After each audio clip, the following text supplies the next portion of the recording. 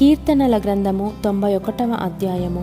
మహోన్నతుని చాటున నివసించువాడే సర్వశక్తుని నీడను విశ్రమించువాడు. ఆయనే నాకు ఆశ్రయము, నా కోట, నేను నమ్ముకొను నా దేవుడని నేను యెహోవాను గూర్చి చెప్పుచున్నాను. వేటకాని ఉరిలో నుండి ఆయన నిన్ను విడిపించును. నాశనకరమైన తెగులు రాకుండా నిన్ను రక్షించును. ఆయన తన రెక్కలతో నిన్ను కప్పును. ఆయన రెక్కల క్రింద నీకు ఆశ్రయము కలుగును. ఆయన సత్యము కేడెమును డాలునై ఉన్నది. రాత్రివేళ కలుగు భయమునకైనను, పగటివేళ ఎగురు బాణమునకైనను, చీకటిలో సంచరించు తెగులునకైనను, మధ్యాహ్నమందు పాడు చేయు రోగమునకైనను నీవు భయపడకుందువు. నీ ప్రక్కను 1000 మంది పడినను, నీ కుడి ప్రక్కను 10,000 మంది కూలినను అపాయము నీ యొద్దకు రాదు. నీవు కన్నులారా చూచుచుండగా భక్తిహీనులకు ప్రతిఫలము కలుగును.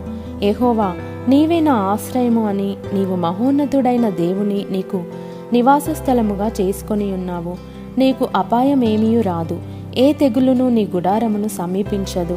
నీ మార్గములన్నిటిలో నిన్ను కాపాడుటకు ఆయన నిన్ను గూర్చి తన దూతలకు ఆజ్ఞాపించును.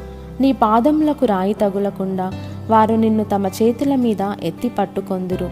నీవు సింహములను నాగుపాములను త్రొక్కెదవు, కొదమ సింహములను భుజంగములను అనగద్రొక్కెదవు.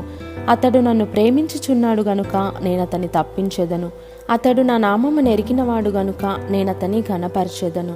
అతడు నాకు మొరపెట్టగా నేనతనికి ఉత్తరమిచ్చెదను. శ్రమలో నేనతనికి తోడై ఉండేదను. అతని విడిపించి అతని గొప్ప చేసేదను. దీర్ఘాయువు చేత అతనిని తృప్తిపరచెదను. నా రక్షణ అతనికి చూపించెదను.